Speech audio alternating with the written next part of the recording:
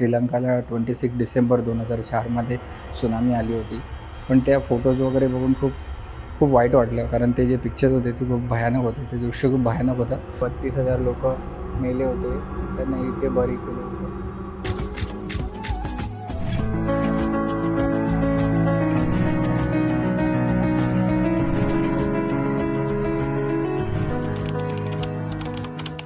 तर मंडळी, आपण आलेलो आहे सुनामी म्युझियममध्ये, जिथे जेव्हा श्रीलंकाला 26 डिसेंबर 2004मध्ये सुनामी आली होती तेव्हा खूप जणं मेली होती. सगळ्यात जास्त इफेक्ट इंडोनेशियाला पडला होता.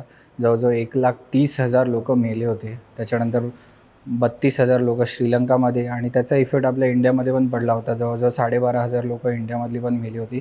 जर तुम्हाला आठवत असेल 2004मध्ये हे सगळ्या गोष्टी झालेल्या, तर त्याचीच एक ट्रेनचा पार्ट त्यांनी या आर्टमध्ये लावलेला आहे. तुम्ही पाहू शकता 2004मध्ये झालं होतं, आणि खूप मोठी ट्रॅजेडी होती. पण त्याचंच यांनी म्युझियम पण बनवलं आहे, आणि या म्युझियममधून त्या ज्या ट्रॅजेडीमध्ये जी लहान मुलं होती त्यांना जो इफेक्ट झाला होता, ट्रॉमा होता, किंवा त्यांचं शिक्षण, काही मुलं अनाथ झाले, तर त्या सगळ्यांचं संगोपन या म्युझियमच्या पैशातून केलं जातं. तर मी अजून पण आतमधले पिक्चर्स अलाउड नव्हते, पण मी जे काय शूट केले त्या व्हिडिओमध्ये टाकायचा प्रयत्न करेन, तर तुम्ही बघा.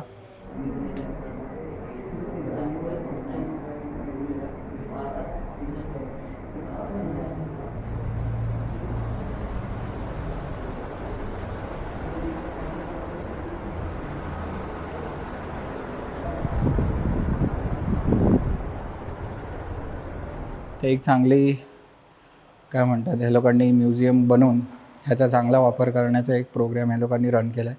पण त्या फोटोज वगैरे बघून खूप खूप वाईट वाटलं, कारण ते जे पिक्चर्स होते ते खूप भयानक होते. ते दृश्य खूप भयानक होतं. पण तेव्हाच्या प्राईम मिनिस्टरने 2004ला खूप मदत केली होती या श्रीलंकन गव्हर्नमेंटला, आणि त्याचमुळे खूप सारे व्हॉलंटियर्स, फूड, किंवा 6 महिने जवळपास म्हणतात ना की बॉडीजच सापडत होते. तर तो सगळा प्रोग्राम ह्या लोकांनी रन केलेला.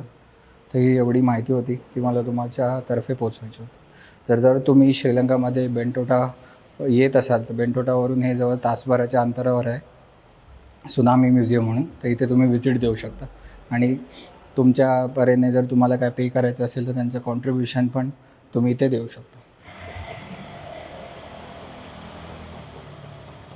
इथेच त्या लोकांना बरी केलेलं, जे 32,000 लोक मेले होते त्यांना इथे बरी केलं होतं.